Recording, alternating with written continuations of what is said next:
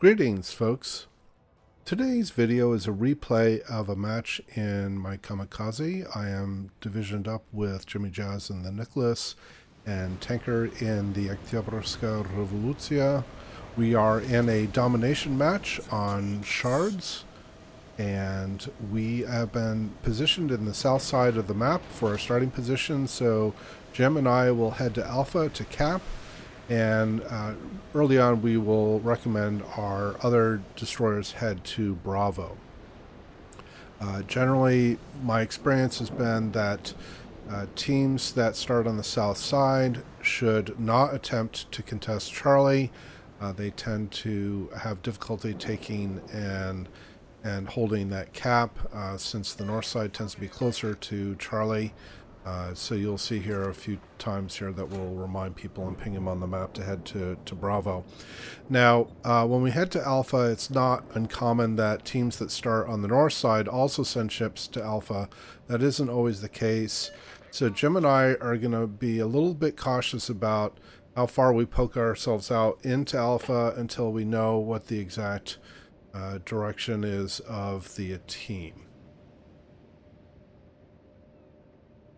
One thing to note in this match is that there are carriers, which is a challenge. The carrier on the opposing side is a Kaga.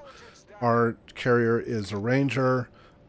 We have seen that there are quite a few carrier captains with premium carriers like the Kaga that are very good. So while Jim carries a 19-point captain that is maxed out on AA, including manual AA captain skill, it's difficult for him to shoot down tier 7 or even to some extent tier 6 planes. He will be able to scatter drops if they attempt to drop on us, but it's not quite the AA monster that some of the higher tier destroyers are. It looks like at this point that no opposition is coming to Alpha, but if you notice, my radio locator just switched to the north-west side of the map. So now I suspect, now that we've secured A, I suspect that a destroyer is attempting to do a carrier run. And so I ping on the map for our carrier to notify him that I'm expecting a destroyer in that area. He sends his planes over, and so Jim and I are going to check things out. We also have an Alba behind us that is just about to enter Alpha as well. I should also note that we have secured Bravo. The opposing team is starting to push into Bravo now. You also notice that there's a large block of the opposing ships on the north side of Bravo that, and we see this a lot, or at least I see this a lot on this map, where the north team will tend to camp behind that behind that island that's on the north side of Bravo, and that really puts them at a huge disadvantage to be able to support their team. In this case, our team was able to take out the opposing King George, and that was pushing into Bravo. So here we're pushing, we're trying to figure out where this destroyer is, and there he is. He's just been lit up by at least briefly, by the planes. The planes will circle back and get him relit up, and there he is. And so now between myself and the carrier and Jim in the Necklace, we are going to attempt to get this Kamikaze out of the match. So it was clear that he was not intending to come and take the cap. He was focused on trying to get a carrier drop, and that was much to his team's disadvantage, because this is going to be the second kill for the game, both against the opposing team. The opposing team, now that we've taken down the Kamikaze, the opposing team has pushed back into Bravo in an attempt to contest it. There's, I believe, an Akatsuki on the opposing team that has pushed in. I call out to make sure that we protect that.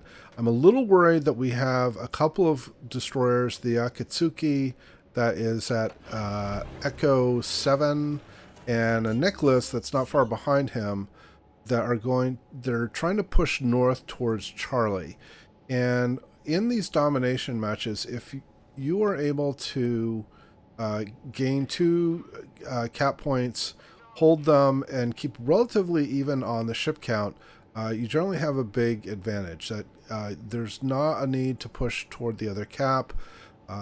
The opposing team will gradually fall further and further behind because of the cap differential. Now, in this case, the cap situation is effectively even because we both hold one cap each, and the other cap, at least until the last few seconds, was being contested by the opposing team.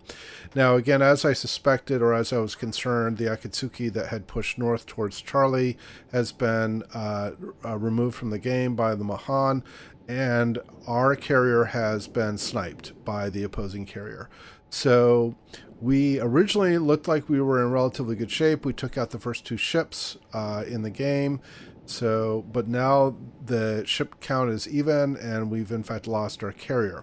So Jim and I are going to head northerly to try to get on the flank of the opposition here, so that we can try to keep them contained to Charlie. There's this Minsk here that's directly in front of me, and he is going to be very crucial in the game. I'm not going to try to spoil it too much, but this player is a key deciding factor in the outcome of this game. We have a large group of people that are headed, they're kind of camped in the middle, which makes them kind of prime targets for torpedo runs. There's the other opposing Nicholas. The New Mexico that is in the southeast at Hotel 7 has now been detected by our opposing destroyer, and so now he's at risk of being taken out because he's isolated himself, and it basically has little or no support against the destroyer. So unless he's able to take the destroyer out with a single salvo, he may very well be doomed. Meanwhile, as we've been moving north, not in pursuit of the Nicholas, we have found the opposing carrier. The Minsk here is focusing its fire on the carrier. I normally would not recommend carrier sniping in a domination match, but since we've lost our carrier and since we hold two caps and we've discovered the carrier, it does make sense to go after him. A few moments ago, we did in fact lose our Mexico that was in the southeast corner of the map. The destroyer got him out, and now we don't know where he is, and with no carrier it will be relatively difficult to find him if he wants to stay concealed. I send torpedoes into the smoke because the Nicholas is clearly there, trying to put some sustained fire on the Minsk. I am holding my fire. I normally I don't mind shooting into smoke. I feel I'm relatively skilled at it, but my reload isn't very good, and two, I have this Cleveland on my starboard side that would be a huge threat to me if he is able to make his shots. So I have to basically hold my fire. I don't have quite the speed that the Minsk does, and being able to avoid taking shots. The Minsk continues to put fire on the Kaga to try to put fire up. Here come torps from the Nicholas. I'm going to send more torps into the smoke, but right here the Nicholas becomes visible. I send, unfortunately, a little too far behind. I could have finished him with that salvo, but my aiming was poor. The carrier goes down thanks to the Minsk, and we will get and he will also, or actually Jim takes out the Nicholas. So we've successfully gotten on this flank, but the problem that we have now is that the opposing team, while we technically have the lead and we have two caps, the opposing team has the ship advantage right now. And what's going to happen for the next significant portion of the match is that the score and the situation is going to go back and forth between our team and the opposing team in terms of point position, and not strictly in terms of caps, but in terms of point position. So we lose our other Nicholas, which is not Jim, and the pressure, we're keeping the pressure up on this Cleveland that's on relatively low health. I'm sending torps in anticipation that the destroyer might turn back towards this direction. but in this particular case, I happen to know he doesn't. The opposing team, the Cleveland, goes down, so now we are back in the lead, or have a stronger lead, I should say. But the opposing team is actually in a relatively good position. They are grouped relatively well together. They're focusing their fire. They've just taken out our Lyon, and we are now behind, even though we hold 2 caps.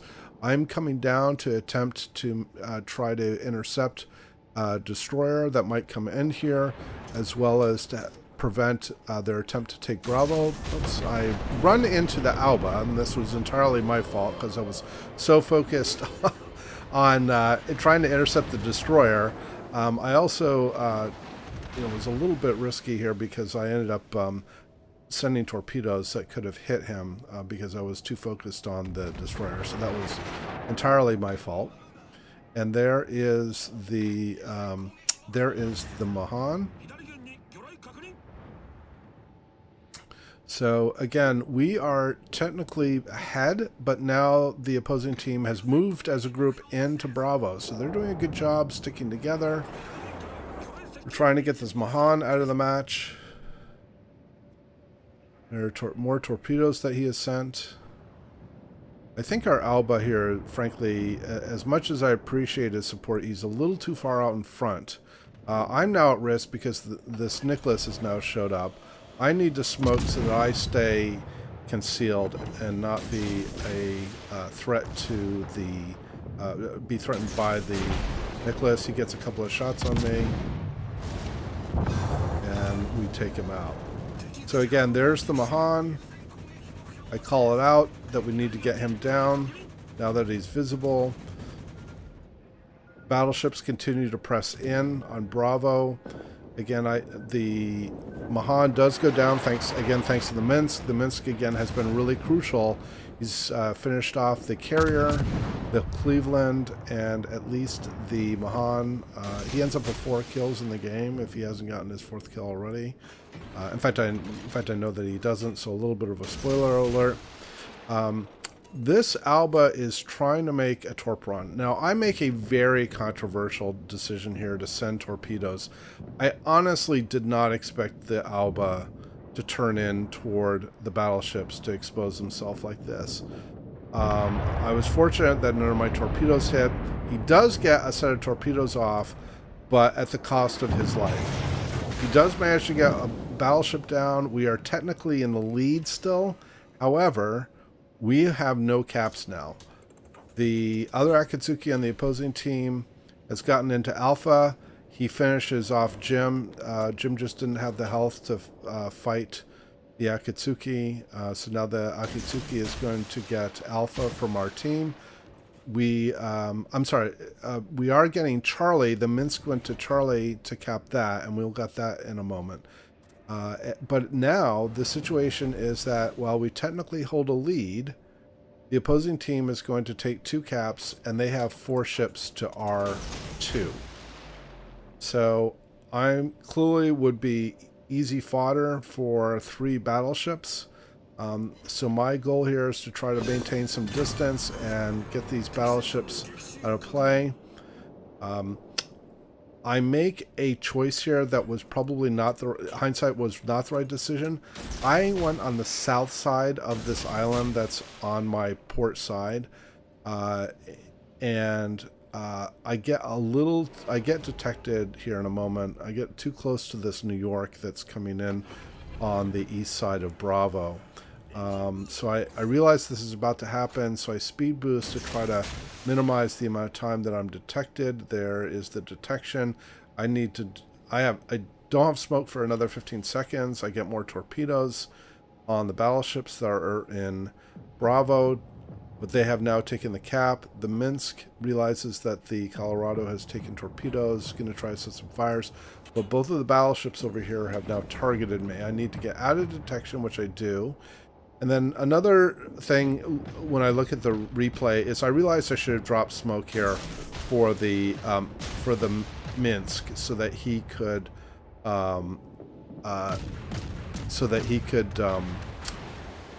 fire from concealment and I could keep things spotted. So I made a an error there in terms of my play. I should have dropped smoke for him, and I did not. So I'm trying to keep these torpedoes pressure up on the battleships here. I've sent torpedoes on the New York, which look like they do in fact come find their mark, and that leaves 2 on 2. So I get detected again by the New Mexico. I send torpedoes out on the New Mexico. I need to get back into concealment, although he is not targeting me. And then the last, and they do hold 2 caps. We do technically have the lead, but we need to get this battleship out of play as well. And I believe the set of torpedoes finds its mark as well, yes. So now we've turned what was a 4-on-2 situation with us only holding 2 caps into our 2 DDs against 1 remaining DD. And my RF radio location director is indicators directly in front of me. In fact, there is the DD. Here I will open up, although my guns are nothing compared to what the Minsk can do. The Akatsuki does not have the health to fight a Minsk, and here the Minsk will finish off the Akatsuki, and that wins the game for us. So a very exciting game where we switch back and forth in terms of our play, and I have to give a huge shout out to the Minsk for his play. He got top XP and rightfully earned. Did a really good job for the team. We had a situation where it looked like we could have lost it, and it was quite close, but we were able to keep our cool and get the ships down and win the game in the end. I hope you really liked this replay. Happy sailing out there, and we'll see you around.